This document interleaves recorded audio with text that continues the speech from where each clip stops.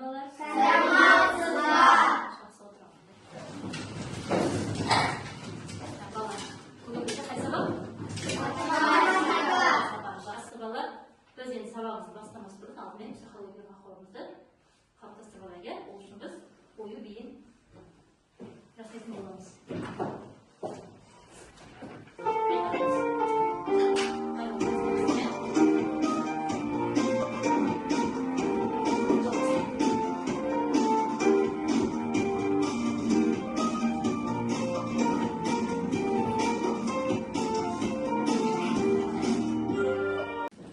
Балалар, қазір біз жұмысын тексеріп өтейік. Жұмысын біз асық бағалау әдісімен бағалайтын боламыз. Барлықта дәптерін ашып отырса, мен тексеріп бағалауын тексеріп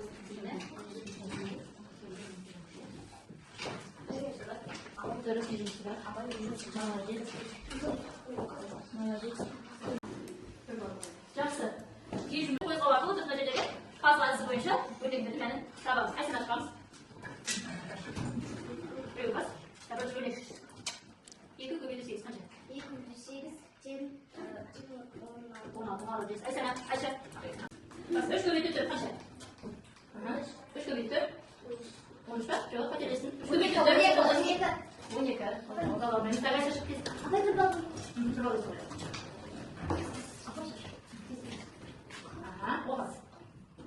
Оғыз. 27 9. Жақсы. Келесі жүрек. Өрнектерді мән есептей береміз балалар. Қандай өрнек болады? 12. Қандай санда болады? 3. Молодец, бір бағыт қойып. Жақсы, келесі Азамет. Қай өрнектерді мән? Оқы. 7 тамаша, жарайсың. Жақсы, алдарыңыз қай өрнекті мән тапсыз сен? Оқы бірінші. Так, оқы қандай өрнек? 27 бөлу 3 қосу 65. Қай аңғы бірінші орналады? Қанша болады? 27 бөлгенде? 7. 9 ба 7 ма? 7. Қателесті. Мұхаммед Жашпақтар. 74 болады. Молодец, бір молодец қойды. Так, шапағат. Сөйлетеміз, кеттік. Оқымай өзі. 96 азайту 52 тең болады 45. Так. 45 бөлу 5 тең болады. Тамаша, бір бал қоя қойды. Жақсы, келесі. Анықтап, есептейміз. 82 азайту 16 бөлуге 4. Қай болып шарталады? Дұрыс па? Жоқ, қай болып шарталады жұлдыз? Бөлу 4 кес. 16 жерде 4. 16 бөлу 4. 16 бөлу 4 тең 4. 82 азайтамыз 4 тең 78. Жақсы, келесі. Соңғысын алдан мекеп. Бірінші амал не істейміз? Бірінші амал 73 аламыз 20. Ой, дұрыс емес, қателесті. Жұманы 3-ке көбейтіп аламыз. Қанша болады? Тең бөлу. Енді 73-тен 60-дан азайтсақ тең 13. Тамаша. Ал енді бала тоқтап алайықшы. Не көрді? Бүгінгі сабағымыздың тақырыбы ашылды, қараймыз. Жазық фигураларды модельдердің бөліктерге бөлу, оларда композиция құрастыру. Бүгінгі сабағымыздың тақырыбы осы болмады, иә? Жақсы, енді бала, бүгінгі сабақтың мақсаты біз не істейміз бүгін? Бүгін сендер жазық фигураларды бөліктерге бөліп, олардан түрлі композициялар құрастыруды үйренеміз бала, иә? Ал енді сабағымызды ары жалғастырмас бұрын біз не істейміз? Топқа бөлініп алайық, иә?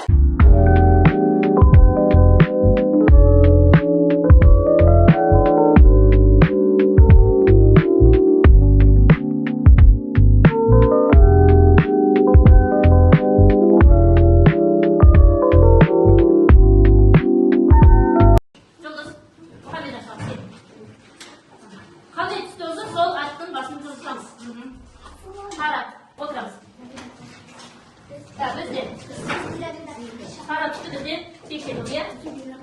Сіздер пирамида, тоба? Сіздер цилиндр.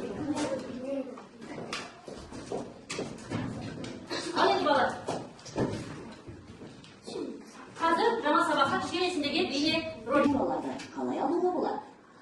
Ол үшін. Қарады бала, жаңа айтты ғой, кеңістік фигуралардан. Кеңістік фигураларды білеміз, ол кәдімгідей көлемді столдың бетіне қойса, көріне ма, көрінбей ма? Көрінеді, бұндай фигураларды қандай дейміз? Кеңістік фигуралар, иә? Енді осындай кеңістік фигуралардан жазық фигураларды қалай жасап алуға болады екен? Осы жайында ақпарат жасап қандайбыз? Текшені аламыз. Оны картонның үстіне бір жағымен қоямыз. Және айналдырып сызамыз. Бұл шаршы. Барлық қабырғалары тең, 4 бұрыш шаршы деп аталады. Ал Сонда қараңдар. Мына текшені не істеді? Шағап. Қағаз бетіне қойды да не істеді? Олай айналды. Бір қабырғасын айналдыра отырыпсыз иә. Сонда қағаз бетіне не пайда болды? Қандай шаршы? Бұл қандай фигураға айналды? Текшеде не жасады? Шаршы. Қандай фигура ол шаршы? Жазық па жоқ көлемді фигура ма? Жарайсың шапақ. Бұл жазық фигура бұл иә. Аңдай. цилиндр табанын айналдырып сызамыз. Шеңбер пайда болды. Екен аты? Енді тағы қандай фигурадан шеңбер сызуға болады? Конус иә. Конус табанынан пирамиданың бір қырын айналдырып сызамыз. 3 бұрыш пайда болды. Пирамида қандай фигуралардан тұрады? Текшеден. Жазық геометриялық фигуралар жазықтықта жатады. Дәптерде, тақтада. Жақсы, сонда бізде жазық фигуралар қайда жатады дейді? Дәптердің бетіне сыз аламыз иә? Тақтаға қолмен сыз аламыз және үстелдің бетіне қойсақ та ол жазылып жатыр екен. Сондықтан олардың атауы қандай аталады? Жазық фигура иә? Тамаша. Ал қазір біз бірінші тапсырма кітапта берген, сол бойынша жұптасамыз иә? Жұптық тапсырманы орындаймыз. Ол жерде мына дискрипторға қараңдар. Асық кальций арқылы бағалауда бізде фигураны бірінші қиып аламыз, оған бір балл береді, қырмен әдемілеп қойып қиып аламыз иә? Және соны тік бұрышты құрастырғанға тағы да бір балл беріледі.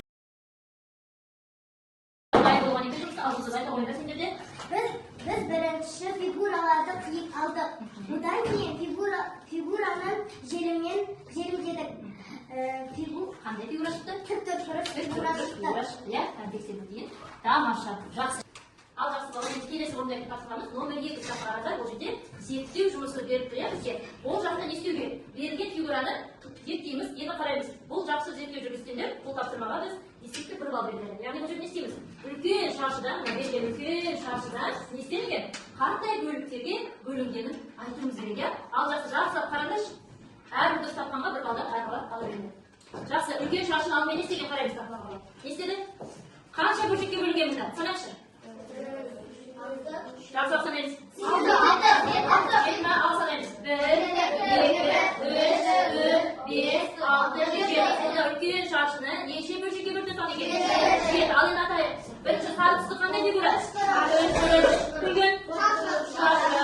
Үлкен көк. Үлкен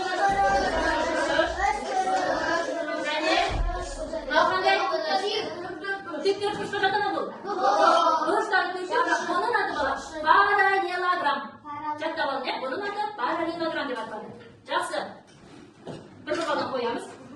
Фигураларды дұрыс тапқан. Төртінші тапсырма оқулыққа жақсақ қараңдар. Қазір бұл тапсырманы сендер жасанды интеллекттің арқасында жасайтын боласыңдар. Бізге линейка керек, сызғыштарын дайындап қойыңдар. Сызғыш, қарындаш, түсті қарындаш. Осылардың бәрін міндетті жандарын сақтаймыздар. Мен қазір экранды басқан кезде көшінен алып отырмын. Дайынсыз ба? Сәлем, балалар. Мен жасанды интеллект көмегімен жасалған робот балапан. Оқулықтағы төртінші тапсырманы жеке орындайын. Қабырғаларының ұзындығы 3 см және 2 см болатын тікті өтпөр.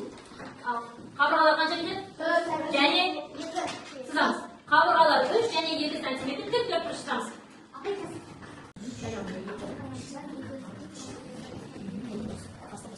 Жақсы, Айша, ұзындығы қанша дейді бала? Тамаша, тамаша. Дайынбыз ба?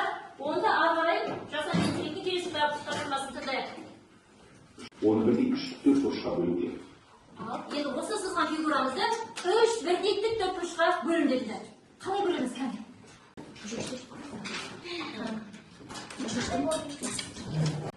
Осылардың біреуін жасыл түспен бояуда. Ал бөліп алған бір бөлігімізді қай түске бояды дейді? Жасыл түске бояп аламыз. Сіз жасыл. 3-тің бір бөлігін жасыл түске бояймыз. Дайын. Айса да дайын. Нұрхат, Алижан дайын. Дайын, Натуртан кім дайын дейміз. Жақсы. Цилиндр тобы дайын. Молодцы. Тамаша. Енді дайын болсақ, келесі тапсырмасын тыңдайық роботтың. Дайынбыз ба? Тамаша. Екінші төртбұрышты бірдей 2 шаршыға бөлу керек. Ал екінші боялмай тұрған төртбұрышты бірдей шаршыға бөлінеді. Қалай шаршыға бөліп аламыз? Молодец. Нұрхат бірден сіңді тамаша. Боялмағанды. Молодец. Боялмағанды білесің. Dürüst jibek. және көк түстермен боянды. Сол жаңағы жасаған екі шашыны біреуін қызыл, біреуін көкке бояды. Жаңағы бөліп алған екі шашымыздың біреуін көкке, біреуін қандайға дейді? Қызылға бояп шығамыз. Пирамида тобы жақсы. Жылдам дегендер тобы. Біреуін қызылға, біреуін көкке. Мұхамеджан, тамаша, Санжар, жарайсың. Шапаға дұрыс. Дұрыс, Айша. Молодец, Нияз. Болды па? Сосын дайын екен. Кім дайын көтереміз? Шапаға дайын, Санжар дайын, тамаша, Рағым дайын, керемет. Алижан болып қалды ба? Иә, дайын болып қалды. Жарайсың, жібек, тамаша. Жақсы. Келесі орындауға дайынсыз ба, тапсырмасын? Молодец, Асаны келіп отыр, бұл жақсы. Ал, ажырайтын бала. Үшінші тіктөртбұрышты бірдей екі үш бұрышқа бөлінген. Ал, боялмай қалған тіктөртбұрышымызды бірдей үш бұрышқа қарындашпен бөлінеміз. Ал, үш бұрышқа бөлеміз бала. Тіктөртбұрышты үш бұрышқа бөлеміз. Тең болу керек ол бізде, тең болу керек.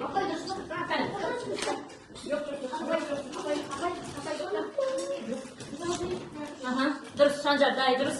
Аяна, дұрыс. Мұхамеджан, жақсы. Жұлдыз. Дұрыс па, тексеріңдер. Бірінші тіктөртбұрышты жасылға боядық. Екінші тіктөртбұрышты теңнен екі шашыға бөліп те, біреуін қызыл, біреуін көкке боядық. Ал үшінші тіктөртбұрышты теңдей ортасынан бөліп, екі үшбұрыш жасадық, иә? Шықты ма? Кімдікі дұрыс болды? Қателер бізге бол.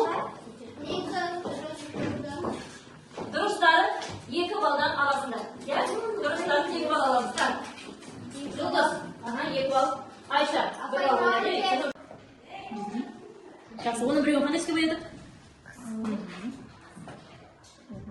Біреуін қызылға боядық. Екіншісін көкке боядық. Ал үшінші тіктөртбұрышты? Үшінші тіктөртбұрышты біз бірдей үш бұрышқа бөлдік, иә?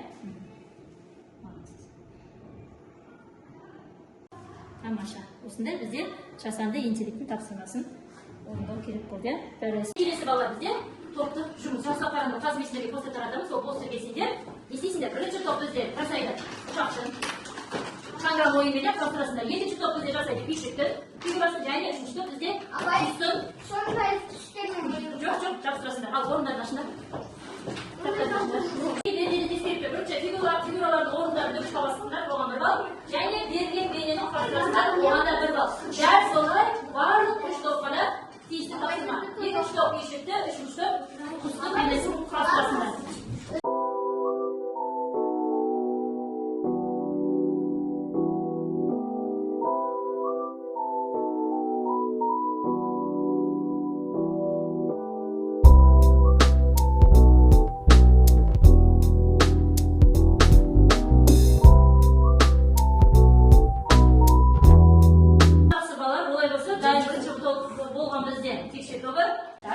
Al, жақсы. Сендерге қандай тапсырма берілді? Не істедіңдер? Біз ұшақтың үлгісіне қарап ұшақты жасадық. Тамаша. Фигураларды орнына қойыңдар ғой, иә? Ал балалар, қараңдаршы тексерейік. Дұрыс қойды ма? Үлгі бойынша сәйкес келе ма, Давид? Сәйкес келді ма? Жақсы. Бұл тапсырмаға дискриптор бойынша неше балл берілу керек? 2 балл. 2 балл екеуін алды ма? Жақсы. Енді бағалайықшы бармақпен. Жақсы. Тамаша, иә, бармақ әдіспен. Бас бармақпен біз тамаша деген баға қоямыз. Жақсы, отыра қойыңдар. Тапсырма түсті? Біз осы үйшіктің суретіне қарап, осы элементтерін бүкілін қарап жасадық. Жақсы. Тамаша. Фигуралары түсі бойынша сәйкес келеді, иә? Ал топ тексерейік.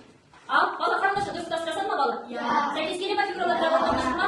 Жақсы. Қанша балл береміз? 2 балл береміз. Ал топтарына қай тапсырма берілді, шапалақ? Бізге қостың үлгісі берілді.